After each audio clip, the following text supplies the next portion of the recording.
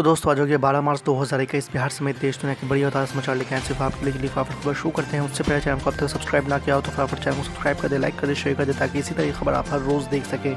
चलिए शुरू करते हैं आज की पहली बड़ी खबर। तृणमूल कांग्रेस की प्रमुख ममता बनर्जी की चोट से घायल होने के बाद पार्टी के आक्रामक चुनाव रणनीति में सहानुभूति का कार्ड भी जुड़ गया है। पार्टी ममता बनर्जी की चोट के बहाने भारतीय जनता पार्टी के पूरे राज्य में जबरदस्त घेरेबंदी करेगी। जानकारों का कहना है कि ममता बनर्जी की चोट उनके समर्थकों को लामबंद कर सकती है, खास तौर पर महिला मतदाताओं में सहानुभूति हो सकती है। भाजपा को इस बात का एहसास है, इसलिए चोट को ड्रामा बताने और इसकी जांच की बात ममता बनर्जी के विरोधी खेमे की ओर से हो रही है। जानकारों का कहना है कि ममता बनर्जी का तेवर भाजपा पर बहुत ही आक्रामक रहा है। वो अपने कोर वोटरों को बिखरने से बचाने के लिए हर जुहद कर रही है। जिस तरह से उनकी पार्टी के लोग उन्हें छोड़कर भाजपा में गए हैं, इसके बाद समर्थकों में किसी तरह का भ्रम न हो, इसे लेकर पार्टी में काफ़ी बेचैनी रही है। आपको बता दें कि हिंदुत्व को लेकर लामबंदी और ध्रुवीकरण को रोकने के लिए ममता बनर्जी ने सार्वजनिक सभा में मंत्रोच्चार कर संदेश दिया कि कोई उन्हें हिंदुत्व का पाठ न पढ़ाए। आज की दूसरी बड़ी खबर। कांग्रेस के पूर्व अध्यक्ष राहुल गांधी ने स्वीडन की एक संस्था की रिपोर्ट का हवाला देते हुए बुधवार को दावा किया कि भारत अब लोकतांत्रिक देश नहीं रहा है। जी आपको बता दें कि उन्होंने ट्विटर पर एक खबर टैग करते हुए ट्वीट किया कि भारत अब लोकतांत्रिक देश नहीं रहा है। दरअसल कांग्रेस नेता ने जिस खबर का उल्लेख किया है उसमें कहा गया है कि स्वीडन के वीडेम इंस्टीट्यूट के लोकतंत्र से संबंधित रिपोर्ट में भारत की दुनिया के सबसे बड़ी लोकतंत्र से चुनावी निरंकुशता में तब्दील हो जाने का दावा किया गया है। आपको बता दें कि इस रिपोर्ट से कुछ दिनों पहले ही अमेरिकी संस्था फ्रीडम हाउस की रिपोर्ट में भारत को आंशिक रूप से स्वतंत्र देश बताया गया था। सरकार ने इस रिपोर्ट को खारिज करते हुए कहा है कि यह गुमराह करने वाली खबर है, असत्य है और आधारहीन है और भारत में अच्छे ढंग से स्थापित लोकतांत्रिक परंपराएं हैं। आज की तीसरी बड़ी खबर। बिहार विधानसभा में नेता प्रतिपक्ष और राजद के कार्यकारी अध्यक्ष तेजस्वी यादव लगातार नीतीश सरकार को घेरते रहते हैं। अब उन्होंने शराबबंदी को लेकर सरकार पर हमला बोला है। दरअसल पटना में गुरुवार को पत्रकारों के साथ बातचीत करते हुए तेजस्वी यादव ने कैबिनेट मंत्री रामसूरत राय पर कई संगीन आरोप लगाए हैं और उन्हें तुरंत पद से बर्खास्त करने की मांग की है। उन्होंने यहां तक कह दिया है कि असली शराब माफिया तो मुख्यमंत्री नीतीश कुमार है। आपको बता दें कि राजद नेता ने कहा है कि मंत्री रामसूरत राय के स्कूल से शराब मिली है। इस मामले में रामसूरत राय के भाई के खिलाफ एफआईआर की कॉपी भी है। जिस स्कूल से शराब बरामद हुई है उसके व्यवस्थापक रामसूरत के भाई हंसराज है, लेकिन सबूत होने के बावजूद इन दोनों के खिलाफ कोई कार्रवाई नहीं हो रही है। उन्होंने कहा है कि मंत्री के स्कूल का नाम ज्ञान विद्या मंदिर है, लेकिन वहाँ किस तरह का ज्ञान दिया जा रहा है ये समझ से परे हैं। तेजस्वी यादव ने नीतीश कुमार से मंत्री रामसूरत को तुरंत पद से हटाने की मांग की है। उन्होंने पूछा कि आखिर मंत्री पर कार्रवाई क्यों नहीं की जा रही है। आज की चौथी बड़ी खबर। उत्तर प्रदेश की योगी सरकार ने गुरुवार को बड़ा फैसला लेते हुए सड़क के किनारे अतिक्रमण कर बने सभी धार्मिक स्थलों को हटाने का आदेश दिया है। आपको बता दें कि उत्तर प्रदेश के गृह विभाग ने इस संबंध में सभी कमिश्नर और जिला अधिकारियों को आदेश जारी किया है। राज्य के अपर मुख्य गृह सचिव अवनीश अवस्थी ने सभी मंडलायुक्तों और जिला अधिकारियों को पत्र लिखकर सड़क के किनारे बने सभी धार्मिक स्थलों को हटाने के निर्देश दिए हैं।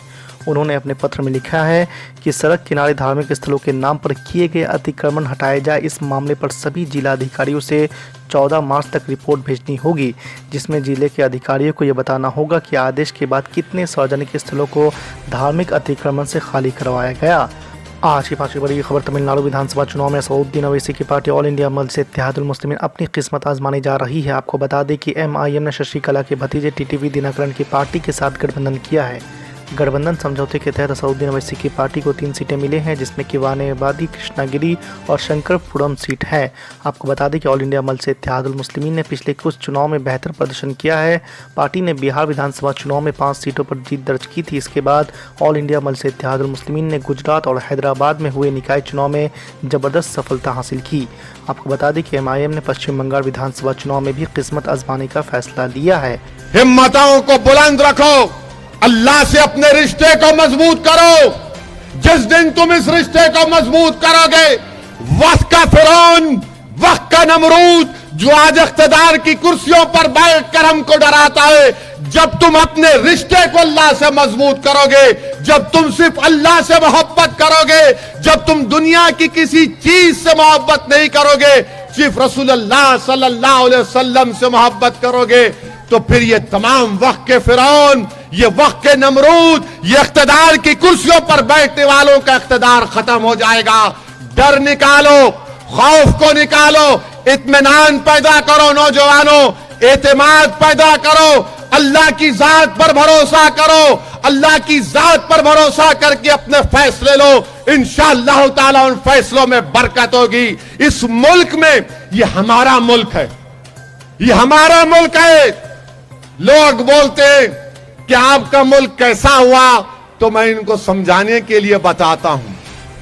क्या कहता हूं मैं कि जब हमारे अब्बा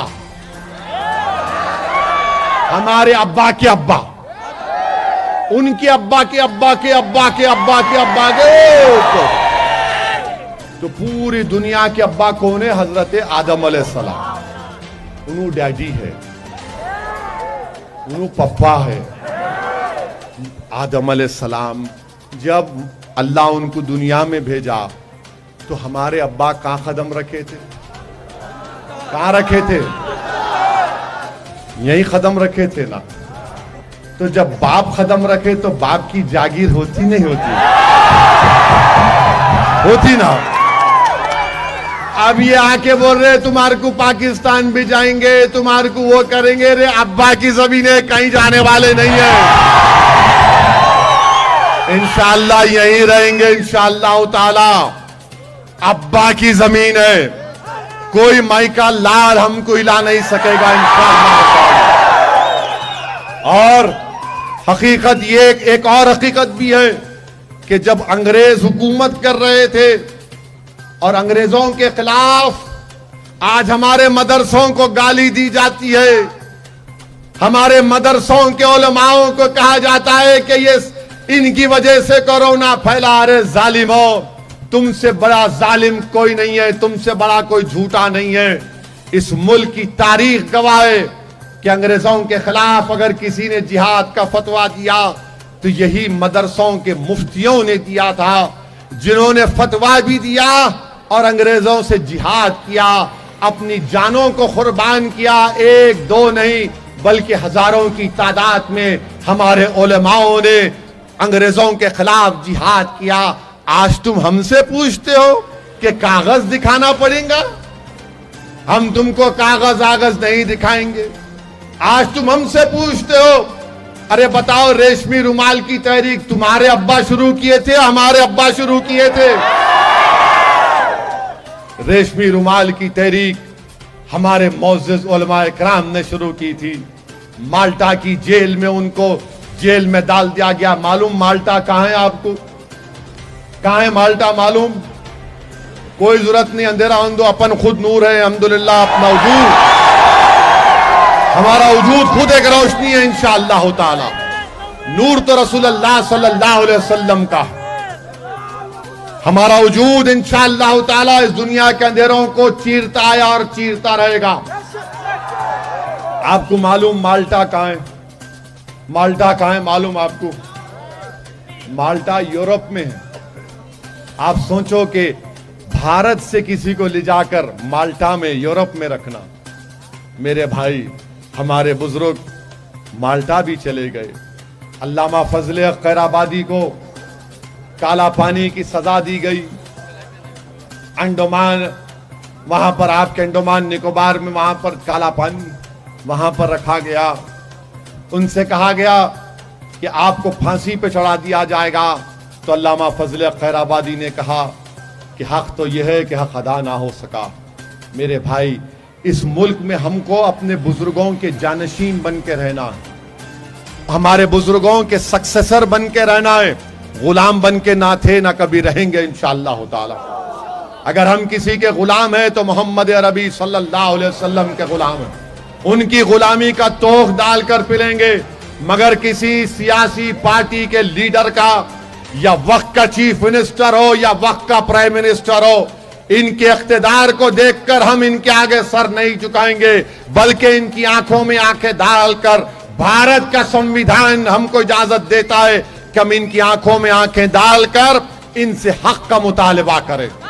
वो काम आपको करना है मेरे भाई। वो काम आपको करने के लिए मैं आज आपके दरमियान में आया हूं। मैं आपसे अपील कर रहा हूं कि हिंदुपुर में एक तारीख को रकम कर दीजिए, एक तारीख बनाइए। और ये YSRCP वालों को मैं पूछना चाह रहा हूं, पाशा, ये लास्ट असेंबली इलेक्शन में आप कैसा हारे? मैं ही हराया आके? मैं आया था क्या? मेरा कोई कैंडिडेट था यहां पे, फिर भी हारे ना। कौन जीते यहां पे? उन्होंने जीते जो थप्पड़ मारते हर एक को। कि आदमी को जिताए भाई तुम लोग अभी, आप नहीं। आप तो दिए वोट इनको, वाईएसआर दिए ना, नहीं दिए, फिर कई को हारे उन्होंने।